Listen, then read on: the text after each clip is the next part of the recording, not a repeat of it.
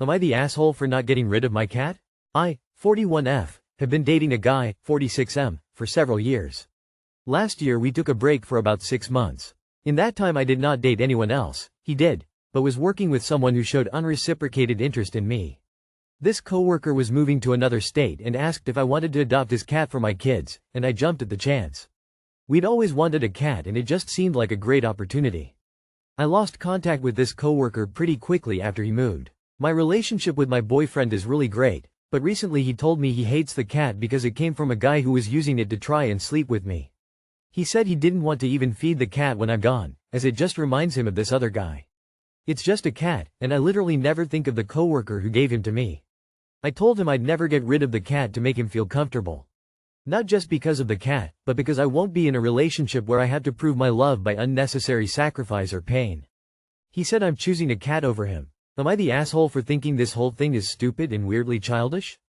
He said I'm choosing a cat over him. You sure are, and it's the right call. Keep the cat, dump the man. Not the asshole. Don't be surprised if your cat disappears or is injured or even if it somehow gets killed. In case you can't see them, let me help you write pointing arrow location flag location flag location flag location flag location flag location flag location flag location flag location flag location flag. Read the part back to yourself where the 46-year-old man can't make himself feed a cat because the previous owner may have wanted to sleep with you. Read it over and over until it really hits you how childish, manipulative, and absurd it is. Then realize how twisted it is to refuse an animal food because of it and convince yourself to love yourself more than putting up with this. If he's willing to even think about abusing, starving, a cat you got from another man, then how the hell can you ever trust him to be alone with your kids? Assuming they came from a previous relationship. Regardless, he is a danger to that cat if you keep him, the man, around, and the cat deserves better than that. Don't let him convince you you're overreacting, or that it was just an offhand comment. When people tell you who they are, believe them. The first time. ETA. In case the take-home point here wasn't clear, keep the cat, dump the guy. Yesterday. So you adopted the cat during a time period when he was fucking other people, and he feels threatened by the cat? Not the asshole. Keep the cat and tell the guy to sod off. He doesn't want to feed the cat, because it reminds him of someone who wanted to sleep with you. How about your kids? 'Cause I'm pretty sure someone did sleep with you. Not the asshole. Am I the asshole for not sharing my private bathroom with roommates? I am a 22 years old AMAB non-binary person. I live in a big shared house with originally 4 other people. The way the house layout works is 3 floors, with the second one having a main bathroom and all 4 of my roommates' rooms, and the third being my room, which is like a bigger loft room with a private bathroom right in the middle of it. I pay extra for the bigger room and bathroom. Everything had been going pretty smoothly up till recently. The issue, you could say, started with one roommate who was supposed to move out ended up staying and moved in with her boyfriend, who was already subleasing a room last lease, so he was one of the original 4. Another roommate's boyfriend is also living with us temporarily, though no one gave me a clear timeframe for how long. And we're adding a new roommate to fill the spot we thought would be vacant. So now, instead of 5 people using the shared bathroom, there are 7. Now some of my roommates are making comments suggesting that their boyfriends should be able to use my bathroom. The reasoning is basically that I was assigned male at birth, so it supposedly makes more sense for their boyfriends to use my space than the main floor bathroom. It sort of feels like they're trying to gradually justify this as a communal solution. And while I'm usually fine with our house being a very shared, open environment, I draw the line at my actual bedroom being treated like a public access bathroom. Now, to be clear, I was told about the additional people moving in and I said it was fine, since I have my own space, and assumed that wouldn't really affect me. But now it's starting to feel like I'm being expected to make compromises I never agreed to, in the name of convenience for everyone else. I'm planning to set a firm boundary and let them know that my bathroom is private, full stop. But I can already see them acting like I'm being unhelpful or overprotective of my space. Am I the asshole for refusing to let my roommates' boyfriends use my bathroom, even though I agreed to the added housemates and they think it makes sense because of my assigned gender at birth? If they have to enter your room to get to the extra bathroom, then it's a no. The number 1 rule of share houses is bedrooms are private. Not the asshole. There was never any gray area that your bathroom should be shared. It's always been your personal bathroom. If they didn't want to share with their boyfriends, they shouldn't have moved them in. Also, crazy that they thought being transphobic would win their argument? What's wrong with people? It's also the fact that maybe if my bathroom was in a hallway it would be fine, but it's like literally in the middle of the room. Not the asshole. The fact that 2 of the 4 have their SOs living with them has nothing to do with you. Your other 4 legitimate roommates need to kick out the 2 extras. Not the asshole. Get a lock for your bedroom door or they will use it without your permission, guaranteed. Update. So I got home from work after making this post and I shit you not one of my fucking roommates left their toothbrush in my bathroom. Deadpan face. I had an understanding that this roommate acknowledged it was my private bathroom as they are one of the ones who have been here the longest, but nope. We're supposed to have a meeting to talk about things for the year, so I am gonna just let it rip kindly. Am I the asshole for walking off mid-pickleball game because my doubles partner wouldn't stop coaching me? So yeah, this might be petty but it's been bugging me. I, 34M, play a lot of pickleball. It's my thing. I've got a regular group, we mess around, keep it competitive but chill. I went to this open play thing last weekend, got paired with some dude, let's call him Mike or whatever, for doubles. Never played with him before. First few points were fine. But then he starts with the tips. Like, you should have dinked that, try stepping in more on your serve, you're crowding the net a little. Every single point. I'm like, bro, it's not a clinic. I actually told him, I'm good bro, just not to sound rude.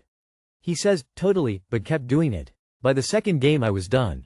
I grabbed my stuff and left the court. No drama or anything, just got up and left. Now people at the courts are saying I was overreacting and that he was just being helpful. IDK. I feel like he killed the whole vibe and made it weird. Maybe I could have sucked it up but honestly it just ruined the fun. Am I the asshole? Not the asshole. He was nitpicking you and being condescending. Now you know how it feels to have someone mansplain at you. Anyone who thinks you were overreacting, tell them you are so glad to hear that they are volunteering to partner this person and you are very excited to hear how they feel about his feedback. Not the asshole. If he wanted to coach, he should have opened with, want some tips, instead of treating you like a project. Esh. He sucks for the unwanted and unasked for coaching. I actually told him, I'm good bro, just not to sound rude. That's terrible communication. Say what you mean instead of worrying about sounding rude. Instead of only sounding rude, you were rude in action to your opponents, who deserved a complete game. You never actually stated to this guy what you found upsetting. Stop avoiding sounding rude, if it's just going to make you stew in anger. Why didn't you just say something directly instead of beating around the bush, then storming off like a child? A very firm, dude, I don't need a lesson from you, especially said loud enough for everyone to hear, should have shamed him into keeping it to himself. Esh. You for being passive-aggressive instead of just addressing the issue, and Mike for being a tool. Esh. Claiming walking off mid-game is no drama is short-sighted. You went from one very passive comment to a dramatic walk away. Being assertive would have been a better approach. Mike, I know you think you're helping, but please stop correcting me. He sucks for obvious reasons. Considering it's a place you frequent regularly, you probably made things harder for yourself than you had to. Now you know you never team with Mike again. He's a mansplainer. Not the asshole, but you should probably have made an excuse or told him to his face, this isn't fun, I'm gonna bounce. Sorry everyone. Bye. Am I the asshole for being part of group saying no to a big event in our gardens? I, 50 female, live in a big apartment complex which is converted in a grade 2 listed building. For non-UK it means it has historical significance. We are lucky to have big communal gardens that create a nice space at the weekends to sit out with friends or solo. In recent years, neighbors have taken to holding large, 50-plus, parties that essentially mar days, evenings, nights at the weekends with loud music, external guests parking in resident bays, litter, using our grounds as a toilet, no facilities except in flats, and sometimes noise going on till the early hours. Many times, it's external people doing it but nobody really wants to go and challenge them. Recently, a new-ish tenant declared her intention to hold a big party in the grounds and her Facebook post got a few likes from her friends. But when it came to the weekend in question, she had hired a massive marquee that could easily hold 100 people and decided to put it up right in the middle of the gardens. Things kicked off in our Facebook group and many of us posted things like, we get disturbed by big parties, or, it's too much. The worst comment was, this is taking the piss, it's a spaceship. Another group of residents, interestingly most of whom don't get impacted by garden parties as they're on the other side of the building, started name-calling and insulting those who said it's too much. We are apparently sad, mean, despicable, douchebags. Just some of the choice phrases. We, the too far group, then all started getting trolled and messaged privately by this woman's friends, and after us being accused of piling on the woman, we then received a massive pile on of messages ranging from the mean, miserable, despicable, sad old farts, to the petulant, I hope you're happy, grumpiness backlash piled on all weekend. Because they decided to move the party after our reaction. It got pretty toxic very quickly. To the point of bullying. We said, no, And apparently that became her T words. There may have been more to it from some individuals, but comments from our side were really tame. They made it personal at us. So, am I the asshole for being part of the no group? Should we have just sucked it up, closed our windows and stayed inside? By the way, there is space in the garden to share, but the location meant finding a spot to sit would be loud wherever we were, and generally, we'd have to put ourselves far away in the garden, a long way away from our own flats. Background. It's against our lease to hold big parties because of the disruption. This was an event, not a party. No toilets, guests would use our garden, and no UK public space, e.g. parks, would allow this to happen. It sounds like the people who wanted to take advantage of the garden didn't like being told no and reacted defensively. Moving the party afterwards suggests they knew they were in the wrong.